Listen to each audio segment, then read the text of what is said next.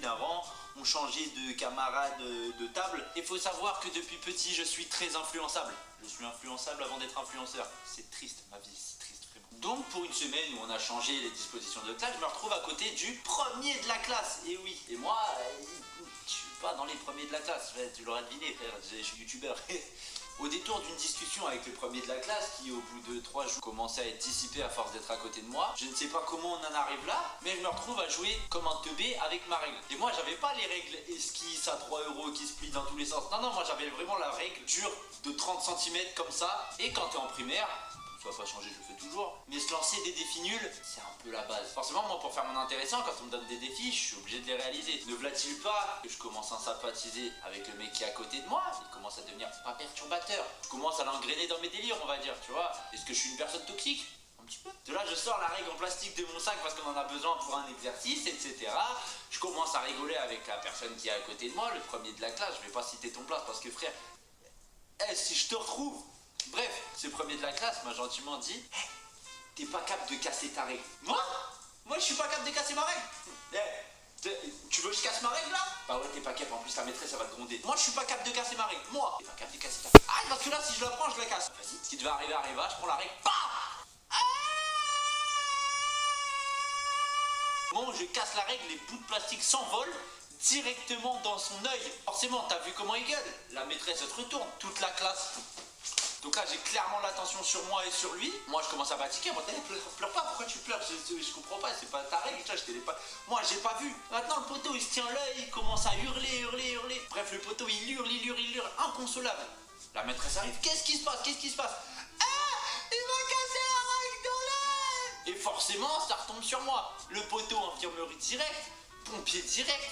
Ils appellent les parents qui deviennent fous. Et puis moi qui sais toujours pas trop quoi faire, qui me fait gronder comme n'importe quoi par la prof. Et d'ailleurs ce jour-là on m'a fait des gros yeux, t'as peur, j'ai jamais vu ça. C'est vrai. Tu te rends compte que t'aurais pu lui crever l'œil? Là il arrive plus à l'ouvrir son œil. On fait comment, Dylan? Hein? Tu peux pas faire tes devoirs comme tout le monde? Je vous donne des exercices, tu casses ta règle? Oui bon elle parlait pas aussi gras que ça, mais... Moi je suis désolé, pour moi j'étais victime d'une injustice, la tête de homme. Le poteau me dit de faire, je fais, il est pas content. Ouais, ça y est, c'est qu'un œil, frère. Bref, cette deuxième histoire, on est un peu plus grand, on est au collège, l'âge où on est con. Mais quand je dis con, c'est con. Ah, mon pote. Alors, autant que adolescent, collégien et con, forcément, on a trouvé un jeu super intelligent à jouer. Dans la cour de récréation dans mon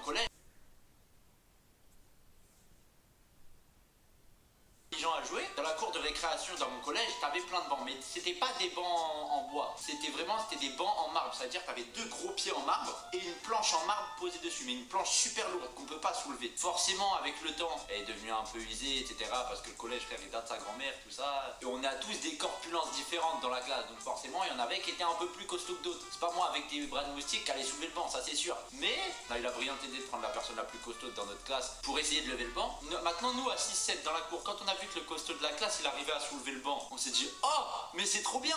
Est-ce que t'arrives à me soulever avec moi dessus? Ok, boum. Est-ce que t'arrives à nous soulever avec 2 personnes dessus? Bam. Ok, est-ce que t'arrives à nous soulever avec 3 personnes dessus? Bam. Bref, il arrivait à soulever peu importe combien on était dessus. Et forcément, de là, on a trouvé le meilleur jeu du monde, à savoir qui nous soulève et qui essaye de nous faire tomber du banc. C'est marrant ça comme jeu, hein? Sauf que je vous rappelle que le banc il est en marbre. Et ça fait une grosse planche en marbre où on peut s'asseoir à 4-5 dessus. Sauf que, franchement, je sais pas combien il devait peser. Peut-être 50 kilos plus nous dessus, tu vois. Et c'est étonnant à savoir qu'il arrive à porter ça quand même. Bref, la planche était quand même très lourde. Donc forcément, on se met tous dessus et le jeu c'est tenir le plus longtemps possible sur le banc pendant que lui il le secoue dans tous les sens.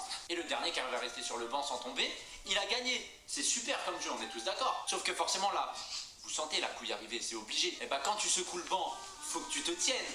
Donc tu fais pas comme As. Forcément les mains tu les mets sur le banc, tu les mets en dessous. Donc on commence notre super jeu, forcément, 1 fois, 2 fois, 3 fois, etc. Nanana, on va plus en plus dessus. Et on n'a pas vu que notre poteau il commençait à fatiguer, celui qui levait la planche. Et forcément, on monte tous dessus une dernière fois. Le poteau il lève la planche, il nous secoue. Et nous pour pas tomber, forcément, au lieu de lever les mains, on s'accroche à la planche qui soulève, tu vois. Sauf que là le poteau il est fatigué, la planche lui échappe des mains. Le banc retombe sur les pieds. Bam! Un cri qui réveille les morts. Toute la cour de récré s'est retournée vers nous. Et là, le poteau... On voit un des poteaux qui est assis sur le banc qui hurle et on comprend pas pourquoi. Il se lève et on voit que ses doigts sont coincés sous le banc. En fait, en s'accrochant à la barre du banc, quand le banc est tombé, il s'est fait écraser les doigts par le banc avec nous dessus contre le pied en pierre. Ses doigts se sont retrouvés écrasés par un banc en marbre avec 4 personnes dessus. Et on se retourne et on voit qu'il essaye de retirer ses doigts et on n'a pas eu le temps de lever la planche, qu'il a forcé, qu'il a arraché sa main. C'est dégueulasse, hein, je te l'accorde, mais ses doigts sont arrachés. Genre son premier doigt et son deuxième doigt, pas entièrement, c'est-à-dire il y avait pas, en gros il a perdu 2 gros bouts de chair, tu vois. Et nous on voit ça, pam, coup de stress, adrénaline qui monte.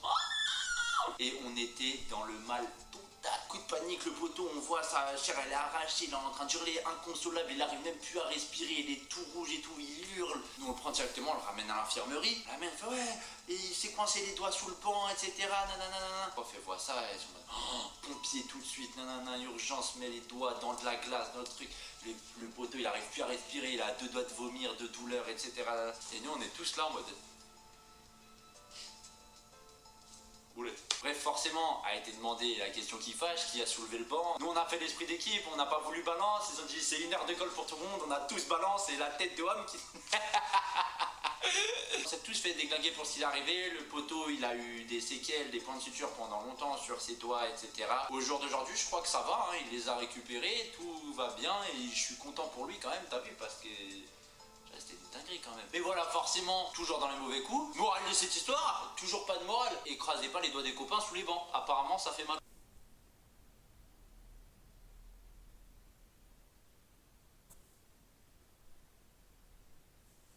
Je suis une légende. Au collège, moi j'étais dans une classe qu'on appelait les classes musicales. Ouais, on avait à peu près la même classe de 26 élèves, 30 élèves, de la 6e à la 3e. Ce qui fait que tous les profs ne pouvaient plus nous voir, peu importe où on allait. La 6e on est timide mais on apprend à se connaître, sauf qu'en 5e on se connaît, 4e on se connaît, 3e on se connaît. Ça veut dire que